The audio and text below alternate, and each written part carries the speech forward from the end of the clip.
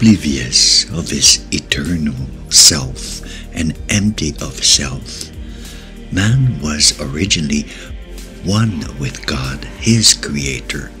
So intimate was their union that the Creator could live and act with perfect freedom in his created instrument.